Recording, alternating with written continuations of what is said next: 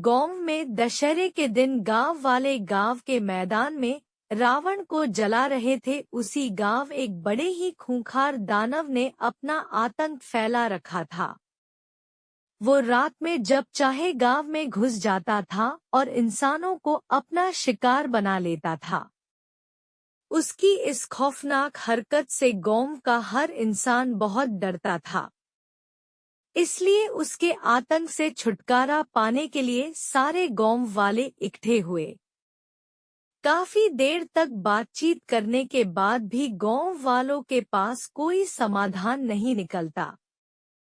उस विशाल दानव से लड़ने के लिए कोई भी सामने नहीं आ रहा था।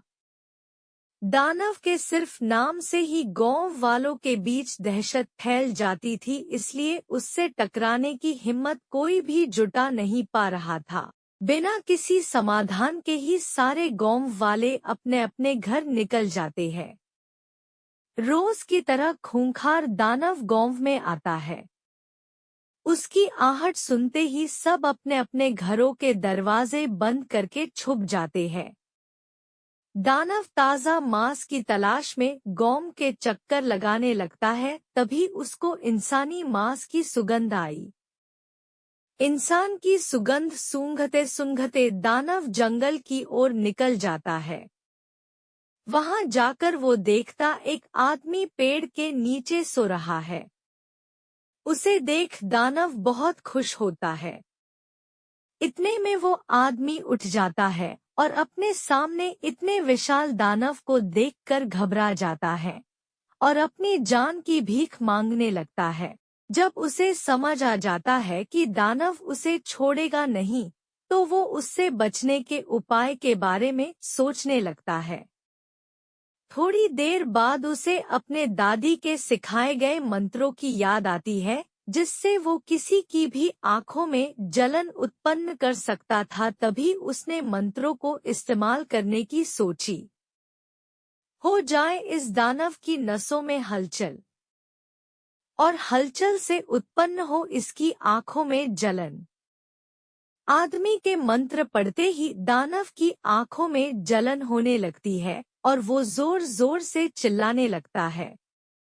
उसकी आवाज गांव तक पहुंच जाती है और सभी गांव वाले डरते डरते जंगल में आ जाते हैं। जब वो सारे वहां पहुंचते हैं तो दानव की बुरी हालत देख वो सब हैरान हो जाते हैं। इतने में वो दानव वहां से दुमदबा कर भाग जाता है। तभी गांव वाले उस आदमी से उसके बारे में पूछते हैं, जिस पर वो कहता है, मैं व्यापार के लिए पास के ही गांव से आया हूँ। मैं शहर जा रहा था।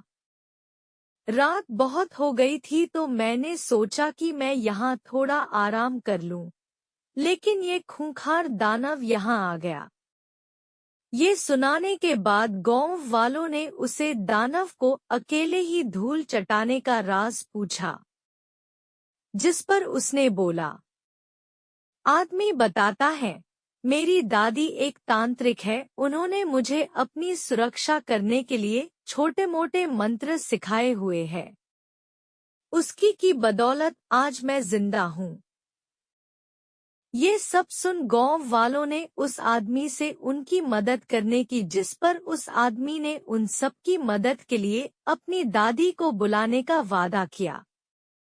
आदमी की बात सुनकर सभी गांव वाले बहुत ही खुश हुए।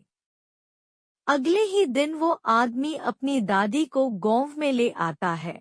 गांव वालों सारी बातें सुन दादी ने बोला, दादी कहती हैं, आप सबको आज रात को मिलकर एक बड़ा यज्ञ करना पड़ेगा। उस यज्ञ को करने पर उस दानव की ताकतें कम हो जाएंगी।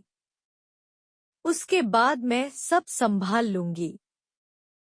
दादी की बात मानकर सब रात में यज्ञ करने की तैयारी शुरू कर देते हैं। रात होते ही खूंखार दानव बदला लेने के लिए फिर से गांव में आता है। सबको एक साथ देख वो बहुत खुश होता है और सोचता है कि आज इन सब का काम तमाम करूंगा।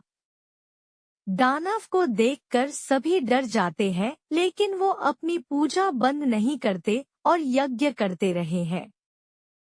खूंखार दानव हंसता हुआ कहता है, हाँ हाँ हाँ, क्या बात है, आज तुम लोगों को मुझसे डर नहीं लग रहा है।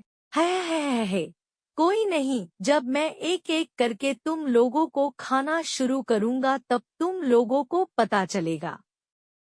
लेकिन जैसे ही दानव उनके पास जाता है तो उसकी शक्तियां कमजोर पड़ने लगती है, जिस वजह से उसका शरीर हिल भी नहीं पाता और वही गिर जाता है।